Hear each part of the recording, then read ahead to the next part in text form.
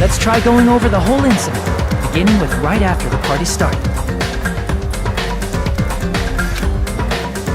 Byakuya had us gather in the dining hall of the old building near the hotel.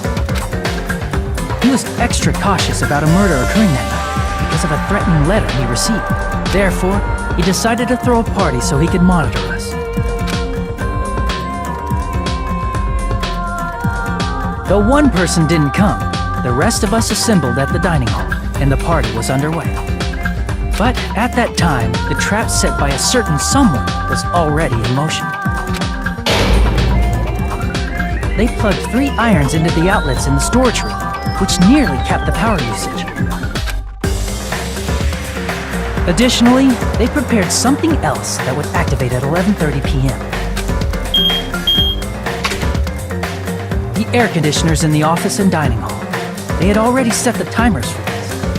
Thanks to the irons maxing out the power usage, the breaker was tripped when the air conditioners kicked on. Since the windows in the old building were covered, the blackout plunged the dining hall into total darkness. But when that happened, Byakuya took out a specific item that he brought in his case.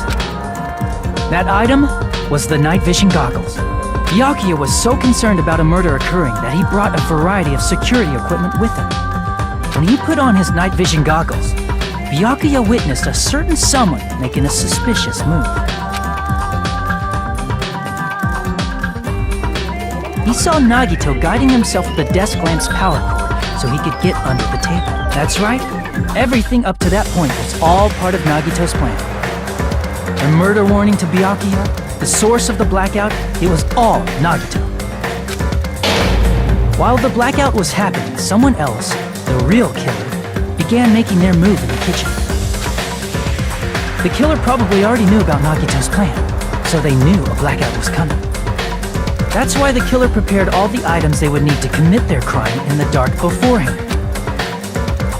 They needed a light source, which was provided by the portable stove in the kitchen. They needed a weapon, too.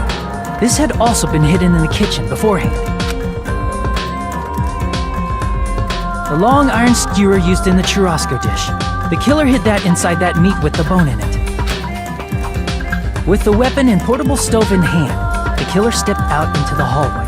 First, they closed the fire door in the hallway so their light source wouldn't peek toward the dining hall. Then, guided by the light, the killer headed toward the storage room and grabbed a specific item. That's right, a tablecloth to block the blood splatter. With this, the killer finished their preparations and snuck under the floorboards through the secret passage. They probably turned off the portable cooking stove at that point, or left it near the entrance of the door.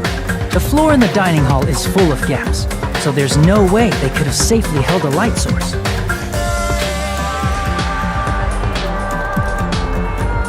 But thanks to the glowing mark they painted earlier, the killer was able to get beneath the table.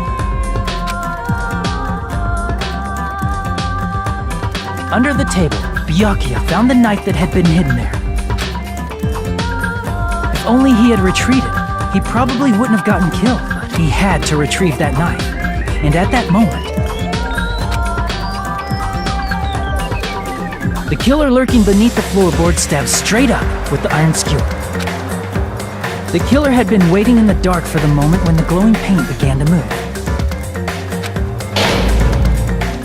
After they murdered Byakuya, they purposefully shouted from beneath the floorboards to make it seem like they were still in the dining hall. Afterward, they came out from underneath the floorboards and rushed back to the kitchen. And then, after hiding the murder weapon in the kitchen, they rejoined the group as if nothing had happened. There's only one person who would have been able to commit this crime, especially if that person is someone who'd think of an unexpected way to hide a weapon inside food.